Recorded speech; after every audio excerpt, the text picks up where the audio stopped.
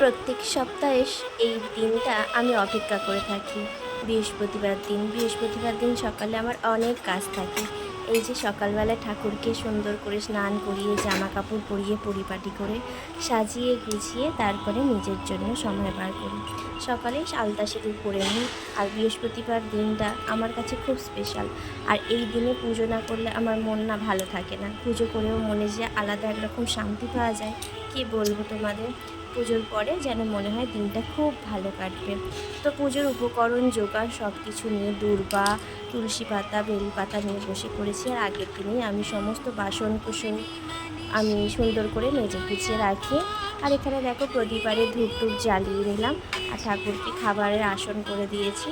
আর এখানে দেখো সন্দেশ এনেছিলাম, মিষ্টান্ন। অন্য সময় ফল পাকড় যা থাকে দিই। আর এখন করে বড্ড পিঁপড়ে হচ্ছে, কী আর বলবো ঠাকুর করে। আর যারা আছে যিনি যেমন ঠাকুর তেমন আমাদের রাধাকৃষ্ণ আছে, তো সেই জন্য গোপাল আছে, ওদের প্রত্যেকটা খাবারে আমি তুলসী পাতা দিই, জলেতেও তুলসী পাতা দিই। আর মা লক্ষ্মীকে দূর্বা এবং বেলপাতা সহযোগে ফুল দিয়েছি। দেখো আমার গাছে কত ফুল ফুটেছে। গাছের সমস্ত ফুল দিয়ে ঠাকুরকে সেবা করলাম। আর শ্রাবণ মাস যেহেতু পড়েই গেছে, মানে কালকে থেকে পড়বে, শিবের পুজোও পড়বে। বেশ ভালো লাগলো। তোমাদের কেমন লাগলো?